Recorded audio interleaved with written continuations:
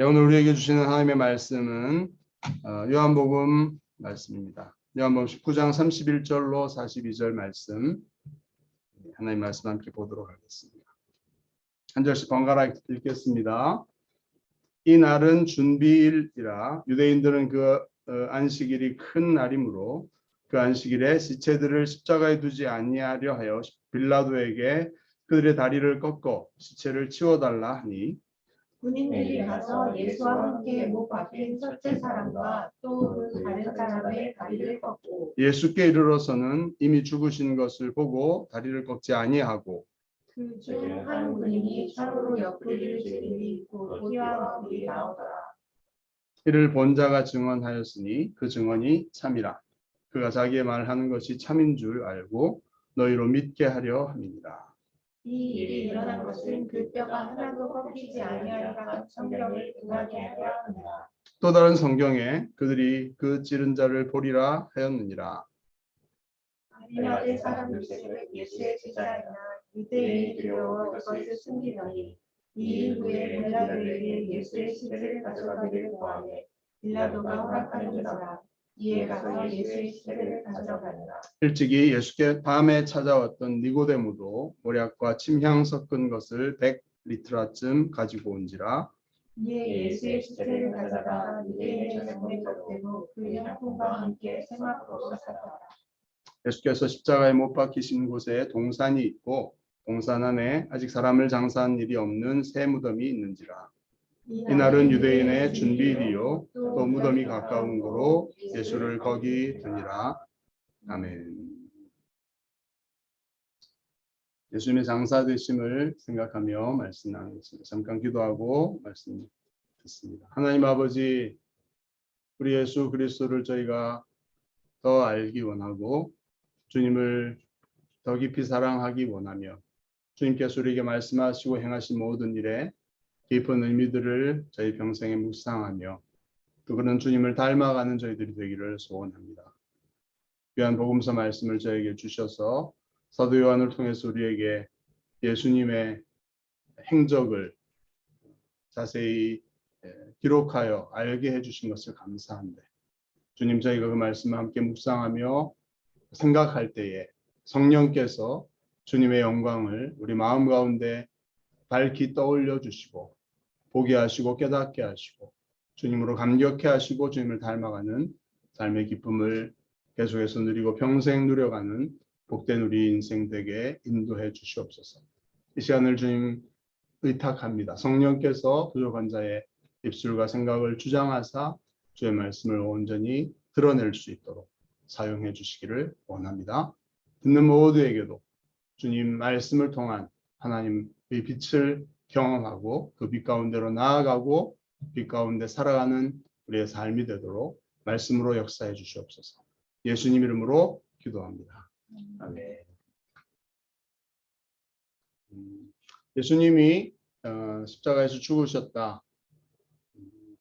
그 의미들은 너무나 무궁하고 깊은 의미들을 품고 있습니다.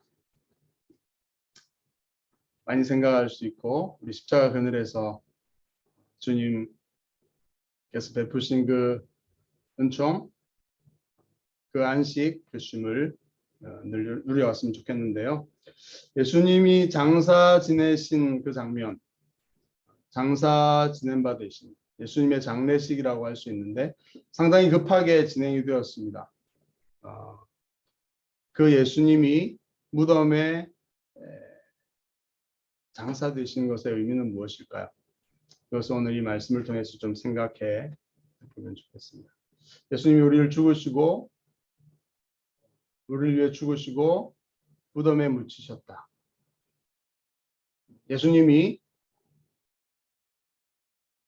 뻣뻣하게 그 육체가 굳어지셔서 무덤에 묻히시게 되었다.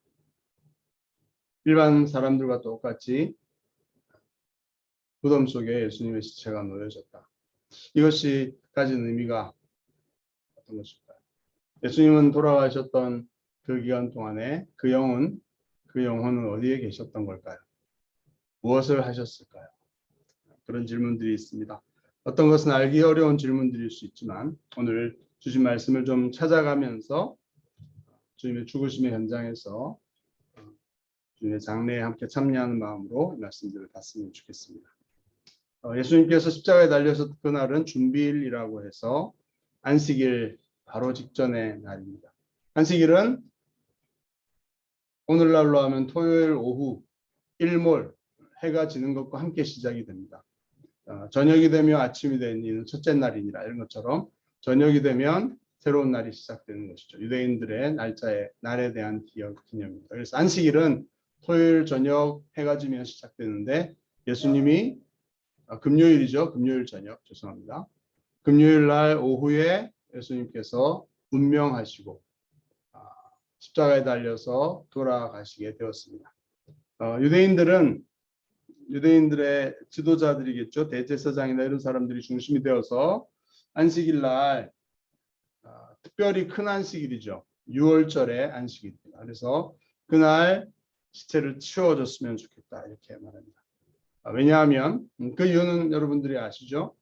신명기에 보면 또 구약 오경에 보면 나무에 달린 자마다 하나님께 저주를 받은 자고 그래서 그 저주를 받은 그 시체가 나무에 달려서 땅을 더럽히는 저주받은 자의 시체가 매장되지 않고서 땅에 노출되어져서 그 땅을 더럽히는 일들이 있어서는 안 된다. 이런 성경의 원리들이 율법의 원리들이 있기 때문에 특별히 안식일을 맞이하는 대제사장들이 그것을 요구한 것입니다. 예수님을 확실하게 하나님께 저주받아서 나무에 달려 죽은 자 그 말씀에 따라서 신명기에 따라서 그렇게 규정할 뿐 아니라 그가 십자가에 달려 있으면 땅을 더럽힌다라고까지 확정해서 그 시체를 치우려고 하는 요구를 했던 것이죠. 그래서 빌라도가 그 요청을 받아들이고 군인들에게 명령했겠죠. 군인들이 그 일을 수행합니다. 예수님 좌우편에 있던 사람들의 다리를 꺾었다 이렇게 나와 있는데 십자가에 달려있는 사람의 다리를 어떻게 꺾겠어요? 굉장히 큰 쇠망치를 가지고서 다리를 쓰러뜨립니다. 무릎이나 이 다리를 완전히 못 쓰게 하면 시체를 확실히 죽게 해서 매장해야 되겠죠. 이렇게 어떻게 죽이고 싶지는 않겠죠. 그래서 다리를 이렇게 완전히 으스러뜨리면 일반적으로 어떻게 죽게 되냐 하면 그 발에 못을 박아서 지탱하고 있던 그 힘이 다리뼈가 으스러지면서 힘을 지탱할 수가 없습니다. 그래도 십자가에 달려서 다리의 힘을 완전히 이렇게 빠지는 거죠. 그러면 어떻게 되냐면 몸이 축 늘어지면서 질식사하게 됩니다. 좀 금방 숨을 못 쉬어서 굉장히 고통스럽게 죽게 되죠. 피를 많이 흘려서 죽을 수도 있겠지만 다리뼈를 이렇게 하는 것은 그가 더 이상 다리에 힘을 쓰면서 이렇게 폐를 이렇게 숨을 쉬지 못하게 늘어뜨리게 만들어서 질식사하게 됩니다. 그렇게 두 사람은 죽고 시체를 내렸겠죠. 근데 예수님에게 이르러서는 이미 죽으신 것을 보고서 다리를 꺾지 않았습니다. 이미 돌아가셨기 때문에 그럴 필요가 없었고 그 중에 한 군인은 창으로 옆구리를 찌릅니다. 확인 사살하는 거죠. 죽으신 것을 확인하기 위해서. 그래서 오른쪽 옆구리를 날카로운 창으로 찌르고 내장을 통과해서 가운데 왼쪽 부분에 있는 심장을 관통하게 되는 거죠. 그래서 확실하게 예수가 죽었다는 것을 확인하는 예수님의 그래서 오른쪽 옆구리 그리고 심장이 터지게 되는 그런 일이 일어나죠. 그런데 그 옆구리로 피와 물이 나왔다 이렇게 되었습니다. 법의학에서 제가 또 대학교 때 들었던 것들을 생각해서 적용해 보면 심장이 멈추게 되면 더 이상 피가 돌지 않기 때문에 혈액 속에 있던 혈액의 많은 부분이 이제 맑은 물체액으로 되어 있죠. 그리고 혈소, 판, 뭐 이런 것들이 있어서 이제 응고가 되면서 붉은 부분은 밑으로 중력에 의해서 가라앉게 되죠. 그래서 심장 안에서도 그 혈액이 돌지 않게 되면 이제 사망을 뭐 심장이 멈췄다, 뇌사 이렇게 하죠. 심장이 멈추고 좀 있으면 산소가 공급되지 않아서 뇌에까지 영향을 끼쳐서 뇌도 기능을 잃어버리게 되죠. 어쨌든 그런 죽음 이후에 절차들이 진행이 되는데 예수님도 이미 돌아가셨다는 것을 알 수 있죠. 심장에서 물과 피가 흘러나왔다 이렇게 생각할 수 있습니다. 예수님의 이 죽으심 또 확실한 확인 사실, 확실히 죽으셨다는 사실. 그리고 오늘날 법의학적으로 이렇게 예수님이 확실히 죽었다. 그래서 예수님의 부활이 확실한 죽음에서 일어난 엄청난 기적이다. 이런 것들을 우리가 생각해 볼 수가 있는데 그 당시에도 그랬을까요? 우리의 질문은 그것입니다. 예수님의 옆구리에서 물과 피가 막 흘러나왔다. 이것이 가진 의미가 어떤 것이었을까요? 그 당시에. 그리고 사도 요한은 이것을 본 자가 증언했으니 그 증언이 참이다. 예수님의 옆구리에서 물과 피가 흘러나왔다. 그것이 정말 참이다. 그런 일이 정말 발생했다. 이렇게 말하는 것은 예수님이 오늘날 법의학적으로 확실히 죽으셨다는 것을 증언하는 말일까요? 물론 창으로 찔렀기 때문에 예수님이 확실히 죽으셨다는 것을 말하고 싶은 면도 있겠지만 특별히 물과 피가 흘러나왔다는 부분을 이야기하고 그것을 사도 요한이 강조하면서 그 증언이 참이다. 자기가 말하는 것이 참인 줄도 알고 그것을 너희도 믿게 하려고 한 것이다. 이렇게 말할 때 이 사도 요한이 의미하고자 했던 것은 무엇일까? 예수님의 몸에서 옆구리에서 물과 피가 흘러나왔다는 것에 어떤 특별한 의미들을 그 당시 입장에서는 생각했을 것이다. 이렇게 생각합니다. 첫 번째 이렇게 의미는 본인이 사도 요한이 밝혀주는 것처럼 이 일이 일어난 것은 그 뼈가 하나도 꺾이지 아니라고 한 구약의 성경을 응하려 합니다. 모세오경에서도 그렇고 6월절 어린 양의 뼈는 꺾지 말아라. 뼈는 꺾지 않고 양을 잡아서 그렇게 먹도록 되어 있습니다. 그리고 시편에도 보면 시편 몇 편이죠? 시편 34편에도 보면 그 뼈가 꺾이지 않았다. 그 뼈가 손상되지 않았다는 고난당하는 그런 의인의 그런 모습들이 묘사되고 있습니다. 그래서 예수님의 뼈가 꺾이지 않았다라고 하는 것은 예수님이 6월절 어린 양으로서 약간 흠결이 될 수 있는 상황이었죠. 뼈를 꺾고 이렇게 하면. 그래서 그것이 구약의 예언을 성취한 하나님의 어린 양으로서의 구약의 예언의 성취였다는 것을 사도 요한은 말하고 싶었던 것 같고 또 다른 성경에 그들이 그 찌른 자를 보리라 라는 말씀이 나오죠. 스가랴 12장에 나오는 말씀이죠. 예수님을 죽이되 그 찌른 자를 보리라. 이렇게 예수님을 찔러서 죽이는 것과 같은 그런 표현들이 나오는데 사실 예수님이 십자가에 달려 돌아가시면 창에 찔려 죽는 일은 있지 않죠. 근데 마지막에 확인하기 위해서 그렇게 찌른 자가 있었고 그 찌른 자를 나중에 보게 될 것이다. 이렇게 이 예언이 성취되었다는 것을 말하고 싶은 것입니다. 1차적으로는 그렇죠. 예수님이 참 하나님의 어린 양 메시아로 돌아가신 것이다. 구약의 예언에 성취된 그런 모습으로 죽으신 것이다. 예수님이 하나님이 예비하시고 예언하셨던 그 메시아로서 돌아가셨다라는 것을 사도 요한이 자신이 목격했다. 예수님 뼈가 꺾이지 않았고 예수님을 찔렀던 일이 발생했다. 이것을 말하고 있습니다. 우리는 그것을 통해서 예수님의 죽으심이 예수님이 평소에 말씀하셨던 것처럼 하나님의 뜻을 좇아서 자신이 양들을 위해서 선한 목자로서 자기의 생명을 빼앗기는 것이 아니라 스스로 내어주는 죽음의 자신을 온전히 하나님의 뜻에 순종해서 내어주는 죽음이었고 그 완벽한 완전한 속죄의 제물, 속건 제물, 하나님 앞에 드려진 희생 제물로서 하나님의 뜻을 성취하고 사람들을 구원하는 일이 완전하게 이루어졌다. 이런 것들을 우리가 알 수 있습니다. 자, 그런데 제가 질문했던 것처럼 예수님의 옆구리에서 피와 물이 나왔다. 이런 것은 사도 요한이 또 새로운 의미들을 찾아서 얘기하고 싶은 것 같은 그런 생각이 듭니다. 어떤 것일까요? 네, 요한복음 내에서 나와 있는 그런 예수님의 피에 대한 것, 예수님의 옆구리에서 피가 흘러나왔다는 것이 어떤 의미가 있을까?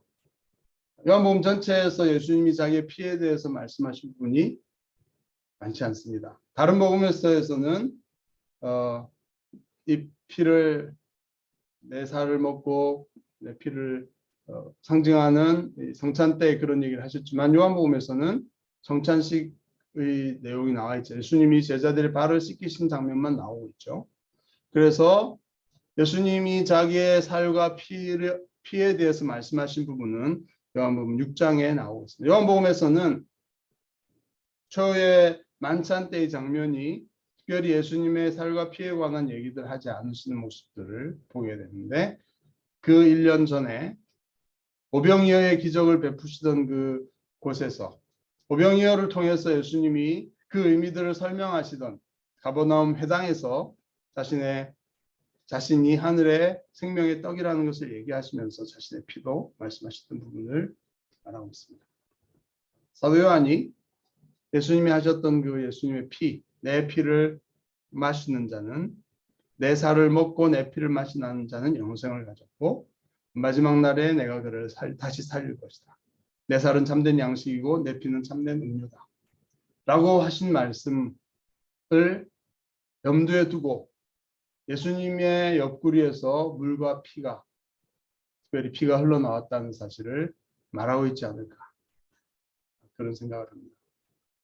사도 요한이 그걸 의도했을까요? 그것을 생각하고 그것을 묘사하면서 예수님의 옆구리에서 피가 흘러나오는 것을 확실히 봤다. 내가 증언한다. 이렇게 말하는 것일까요?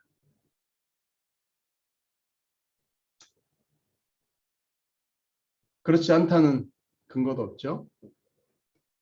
아마 사도 요한은 예수님의 죽으심을 통해 예수님께서 흘리신 그 피가 우리의 참된 음료가 되기를 된다고 하셨던 그 말씀이 우리에게 적용되고 묵상되고 받아들여지기를 기대했으리라고 생각합니다. 우리가 드라큘라도 아니고 예수님의 피를 먹으면서 참된 음료로서 에너지와 힘을 얻는 좀 위험하고 이상한 생각이 들죠? 예수님은 진지하게 얘기하셨잖아요. 그리고 지금 예수님이 죽음을 통해서 자신의 피를 흘려 쏟아 주셨지 않습니까? 우리 상상 속에서지만 예수님은 자신의 피를 우리가 받아서 마시라고 말하고 계시는 것이고 그것을 성취하는 현장이 바로 예수님이 죽으신 현장이고 거기에서 많은 피가 흘려졌겠지만 특별히 옆구리를 찌르는 가운데 흘러나왔던 그 피가 그 붉은 피가 우리를 위해 쏟아지고 흘려지신 피여서 그 피를 받아서 마시기를 피를 먹는 것이 이상한 일이긴 하지만 구약에서는 금한 일이지만 예수님은 자신의 피를 받아서 마셔야 된다. 성찬이 상징이기도 하지만 예수님의 생명 그것을 우리가 받아서 마시는 그것들을 주님은 기대하고 계시는 것이죠. 상징입니다. 예수님을 먹고 마셔야 되는 것이고 성찬에 참여하면서 우리가 그 상징적인 것을 재현하지만 하라고 하셨고 우리도 오늘 했었으면 좋겠지만 그러나 예수님의 살과 피를 상징하는 성찬에 우리가 참여하면서 그것으로 우리가 이 말씀, 예수님이 십자가에서 자신의 생명, 자기 육체를 내어주시고 피를 흘려주심으로써 우리에게 영원한 생명의 에너지를 공급해 주셨다. 생명, 영원한 생명을 우리에게 공급해 주셨다. 피에는 생명이 있는 것인데 예수님의 생명을 우리를 위해 내어주셨고 우리가 그것을 날마다 받아 마심으로써 예수님 안에 거하며 예수님의 생명을 의지하고 그것을 받아 마심으로써 예수의 생명, 예수의 피가 우리 안에 흘러가는 예수의 능력으로 살아가는 그런 존재. 그것이 믿음의 표현이죠. 예수를 믿는다는 것은 그것입니다. 우리의 힘으로, 우리의 에너지원으로, 우리의 노력으로 어떤 먹은 음식물의 힘으로가 아니라 예수 그리스도의 살과 피, 그 피를 통해서 살아가야 됩니다. 날마다 예수님의 피를 십자가에서 흘려주신 그 생명을 받아 마시고 의지하고 그것을 에너지원으로 삼아서 살아가는 믿음의 사람 되시기를 바랍니다. 그렇게 살아갔으면 좋겠습니다. 우리가 힘이 없어, 에너지가 없어, 너무 목말라, 시원한 물을 마시듯이, 음료를 마시듯이, 에너지 음료 이런 거 마시면서 진정한 에너지가 어디에 있을까 하는 것을 생각했으면 좋겠습니다. 날도 더운데 시원한 것들을 마시고 싶고 음료를 마시고 이러면서 사실 우리 육체는 그것이 참된 음료, 시원한 음료이지만 우리 전생의 진정한 음료는 예수의 피다. 예수의 생명이다. 예수의 죽으심이고 예수님 자신이다. 이 사실을 연상하면서 꼭 생각하면서 그렇게 살았으면 좋겠습니다. 어디서 내가 오늘도 일어나서 살아갈 힘을 얻지? 몸이 피곤할 수도 있고 마음이 피폐할 수도 있고 황폐할 수도 있는데 그게 사실은 예수님이 없는 삶은 당연한 거거든요. 그래서 다시 예수님을 찾고 예수님께 빨대를 꽂고 예수님께 뿌리를 내리고 에너지원을 날마다 공급받는 약간 느낌이 이상합니다. 빨대를 꽂고 이렇게. 근데 예수님께서는 그걸 위해서 죽으셨기 때문에 내 피를 마음껏 마셔서 힘을 얻고 생명을 얻어라. 이렇게 말씀하시기도 하고 오해할 수 있는 상황일 수 있지만 그러나 그것이 의미하는 바는 명확하지 않습니다. 예수 그리스도를 힘입어서 물은 뭘까요? 요한복음에서의 물의 상징적인 의미들은 여러 나오지만 특별히 니고데모에게 사람이 거듭나지 않으면 하나님 나라에 들어갈 수 없고 볼 수 없다. 다시 못 알아들으니까 물과 성령으로 나지 아니하면 하나님 나라 들어갈 수 없다. 물로 나는 것이다. 물로 씻음 받고 물이 바로 성령이고 성령으로 다시 거듭나야 된다. 물로 예수님에게 물을 얻어 먹음으로써 그 다음에 바로 또 우물가의 여인에게 하셨던 얘기 나오죠. 내가 생명의 물이다. 나에게서 물을 도려 마시라. 내가 물 한 잔 달라고 했지만 진정한 생수는 내가 주는 것이다. 그리고 7장에 가서는 주막절 때 광야에서 반석에서 물이 흘러나온 그것을 상징하는 그 절기 앞에서 예수님은 목소리를 높이셔서 나를 믿는 자는 그 배에서 생수의 강이 흘러나올 것이다. 이렇게 말합니다. 그리고 이 말씀은 믿는 자들이 받을 성령을 가리켜 하십니다라고 사도 요한이 바로 다음 구절 39절에서 설명해 주고 있습니다. 그래서 물과 성령, 생수는 성령을 가리키고 예수의 죽으심과 함께 흘러나온 그 물은 바로 그것을 통해서 참된 반석에서 흘러나온 생수와 같고 그것이 상징하는 것은 예수님을 통해서 약속하신 보혜사 성령님이 우리 안에 오셔서 우리를 정결하게 씻으시고 우리에게 새 생명의 창조를 하시고 거듭나게 하시고 성령으로 살아가는 생명력 넘치는 삶, 이것을 상징하는 것이고 예수의 죽으심의 결과로서 그 옆구리에서 흘러나온 피와 물이 바로 예수님께서 하셨던 이 말씀들의 증거라는 것으로 사도 요한은 말하고 싶었던 것 같습니다. 요한복음 전체에서 상징이 그렇고 비유가 그렇고 은유가 그렇고 말한다 할지라도 실체는 맞지 않습니다. 예수님이 우리의 생명이 되셨고 예수님을 통해서 우리 안에 오신 성령께서 그 배에서 생수의 강이 흘러나오는 것 같은 에너지와 능력과 삶의 시원함과 삶의 생명력을 생동감을 우리에게 주신다. 주셨다.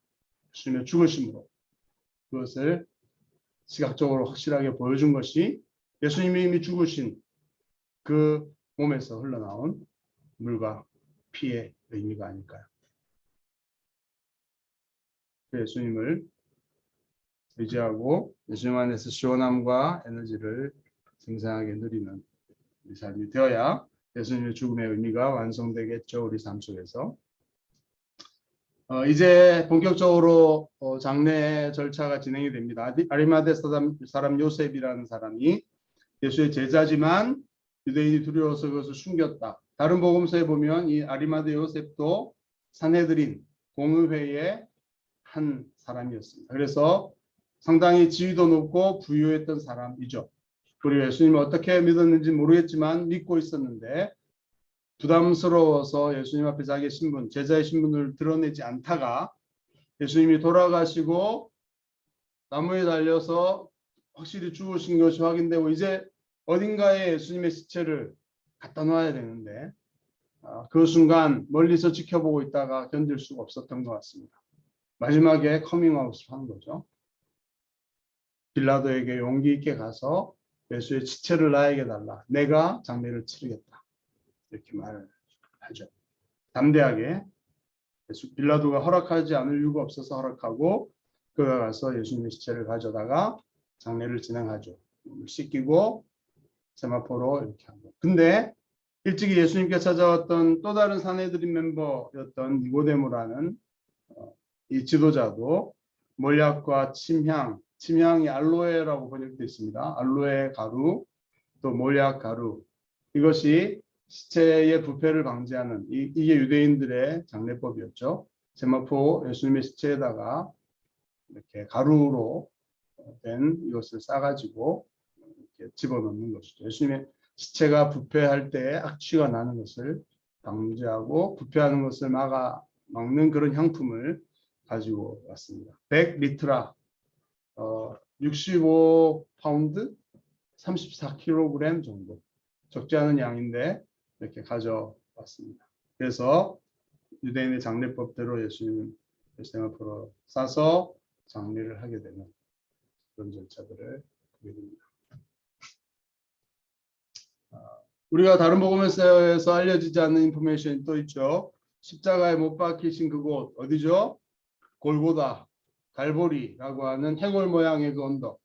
많은 사람들이 지켜보고 공적으로 몰려들 수 있는 넓은 그런 시체를 처형하는 십자가를 달아서 처형하는 효과가 뛰어났던 그곳에 동산이 있었다는 사실, 그리고 동산 안에 아직 사람을 장사한 일이 없는 새 무덤이 있었다는 사실.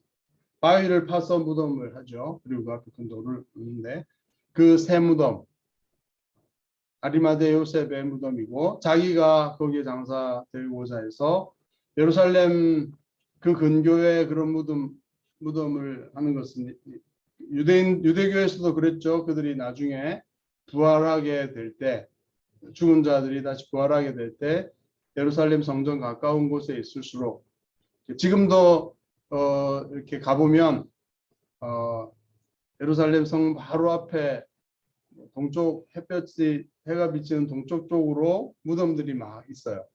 엄청나게 값비싼 곳들입니다. 예수님이 재림하시면 바로 일어날 수 있는 가장 성전에 가까운 그곳에 있는데 어쨌든 아리마대 요셉도 자신의 무덤을 그렇게 마련했다가 부자의 무덤, 그 무덤에 예수님의 시체를 안장하게 된 것입니다. 무덤도 가깝고 예수님은 거기에 장례하게 되었다. 이것도 우리가 생각할 예수님의 장례를 생각하면서 가진 의미는 어떤 것이겠습니까? 이사야 53장에 보면 예수님이 악한 자들과 함께 정죄당하여 달리고 죽고, 또 부자와 함께 그 무덤이 부자와 함께 있었다. 이런 예언들이 있죠. 예수님이 찔리고 상하고 채찍에 맞고 이런 장면들도 자세히 묘사되어 있어서 도대체 이 고난받는 이 종이, 여호와의 종이 어떻게 도대체 이렇게 죽냐. 하나님께서 백성들의 죄악을 그에게 전가시켜서 그를 죽이시는 그런 장면이긴 한데, 이게 왜 이렇게 죽고 그러지? 이렇게 유대인들로서는 해석하기 힘든, 그래서 그냥 결과적으로 이스라엘 민족이고 여호와의 종은 한 개인으로 묘사되어 있지만, 상세하게 묘사되어 있지만 이스라엘 민족을 가리키는 거고, 열방 가운데서 하나님을 믿지 않는 민족들에 의해서 배척당하고 고난당하는 것을 상징하는 것이다. 이렇게만 해석해 왔는데, 지금도 그렇게 하고 있습니다. 그런데 예수님의 죽음을 보니까 하나님께서 인정하시고 그렇게 수척하면서도 고난당하는 그 중에, 구체적인 죽음 중에 악한 강도들과 함께 죽임을 당하고, 그 다음에 부자의 묘실에 장사되는 이런 묘사들이 있죠. 근데 문자적으로 그렇게 되어진 것입니다. 강도들과 함께 정죄당하여서 강도처럼 죽임을 당했고, 근데 이 부자들이 어떻게 그게 연결될 수 있습니까? 그죠? 악한 자들과 함께 이렇게 죽은 자가 어떻게 부자의 무덤에 묻힐 수 있냐, 이런 이상한 예언인데 예수님에게서는 실제로 그 일들이 그대로 성취되어집니다. 그 의미는 뭘까요?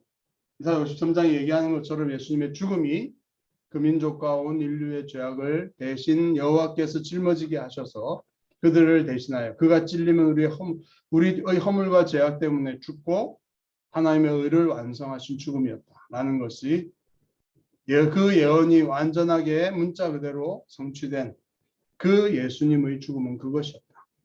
예수는 진정한 메시아였다. 이사야 53장이 예언하고 있는 진정한 하나님께서 예비하신 여호와의 종으로서 우리의 죄를 대속하신 구원자셨다라는 사실을 얘기하는 것입니다. 근데 또 한 가지 생각할 것은, 예수님께서 장래 죽으셔서 무덤에 묻히셨다는 것이 가진 의미입니다. 무덤은 구약적으로나 고대 근동의 사상 속에는 땅 아래 지하 세계를 의미하고, 수올이라고 하는 사후의 세계, 그렇죠? 지옥이라고 번역할 수 있지만, 그렇게 불교식으로 땅 밑에 여러 층이 있어서 막 고통당하고 옥에 갇혀서 형벌당하는 이런 개념보다는 죽어서 죽음의 사후 세계, 지하 세계에 가서 더 이상 지상 세계와 단절되는, 그래서 그리스 로마 신화에 보면 지하 세계를 다스리는 또 신이 있지 않습니까? 하데스인가요?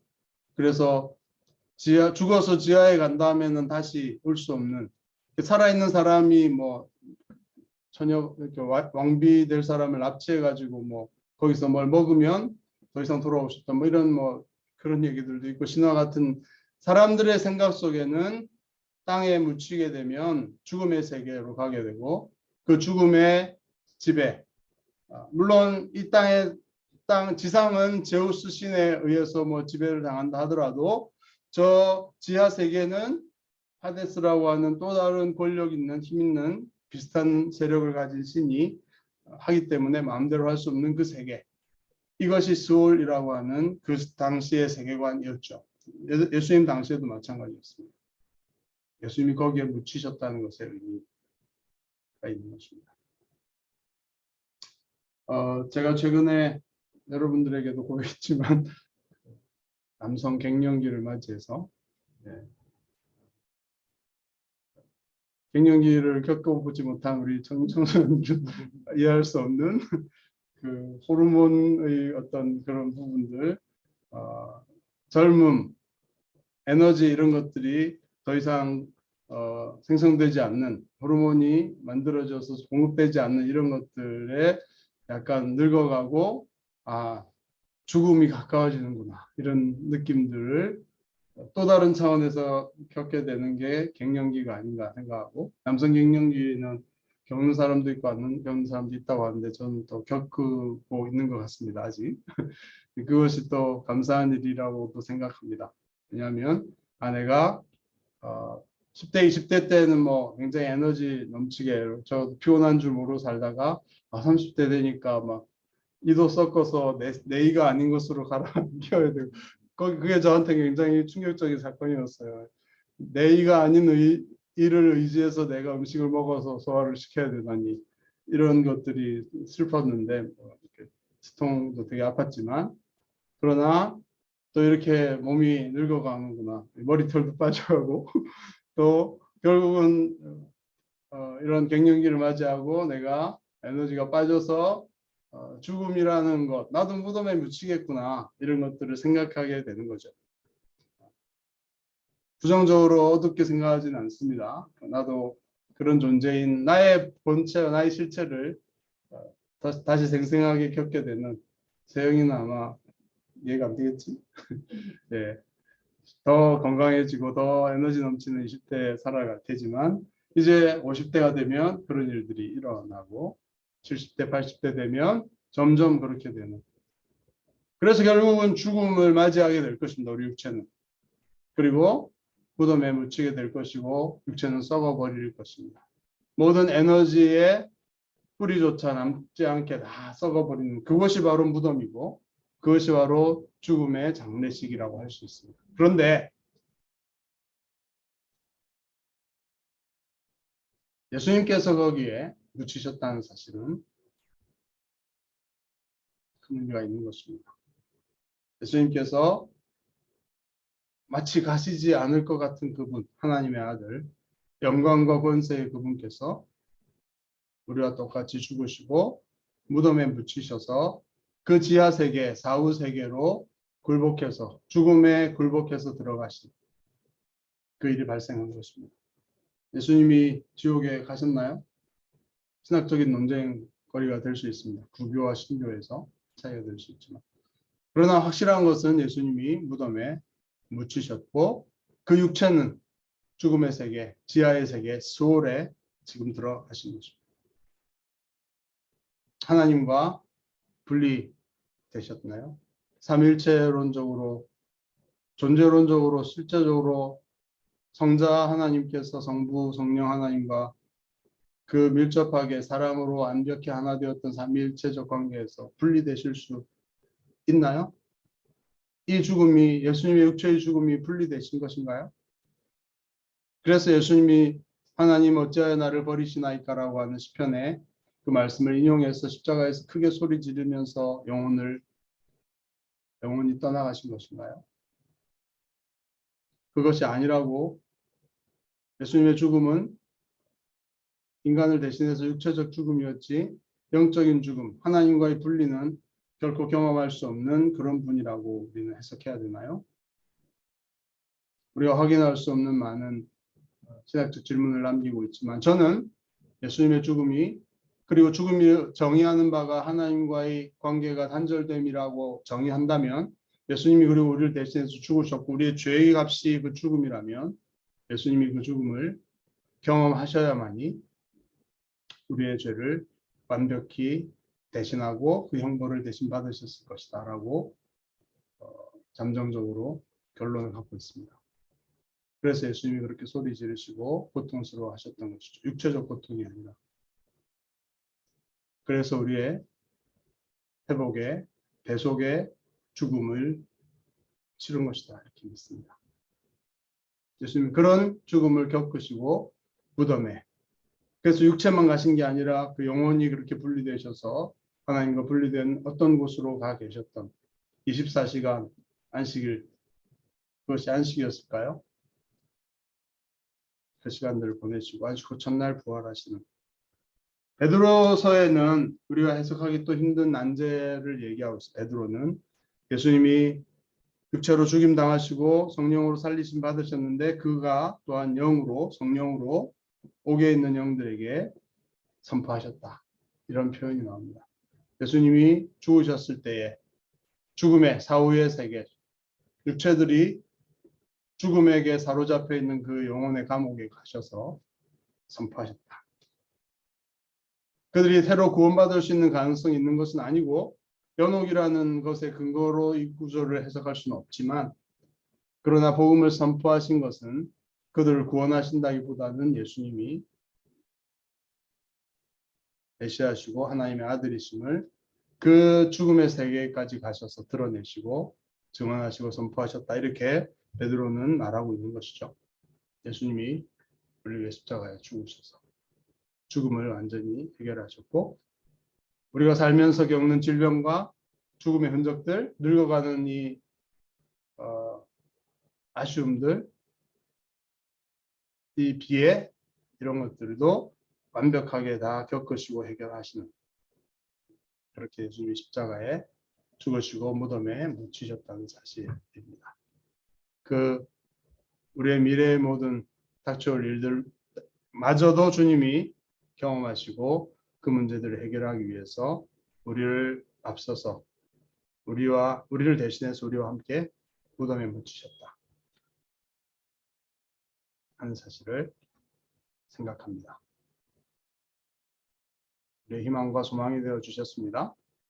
예수님의 죽으심과 장사 지낸 바 되신 것, 이 실체적인 것들이 우리에게 참된 구원이 되어 주신 것이죠.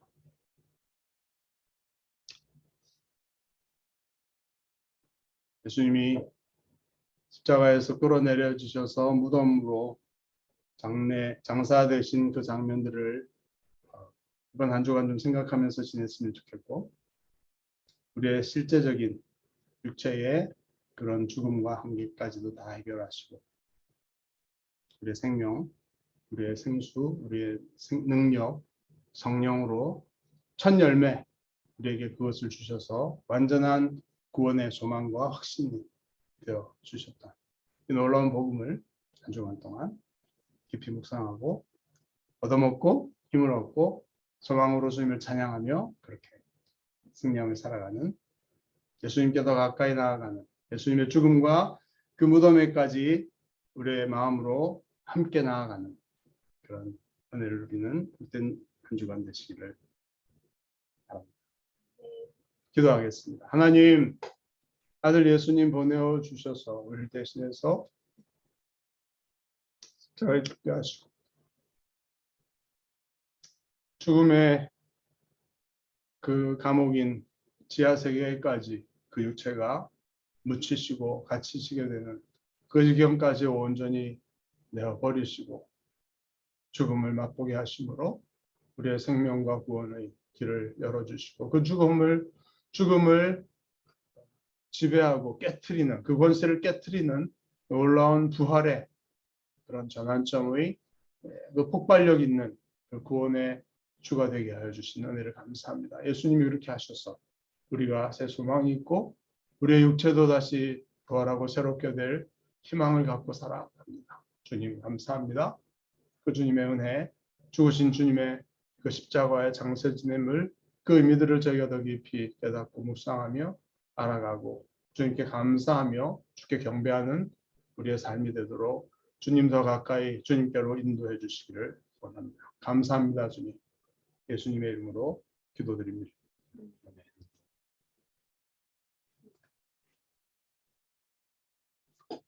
네, 이제 마지막 찬양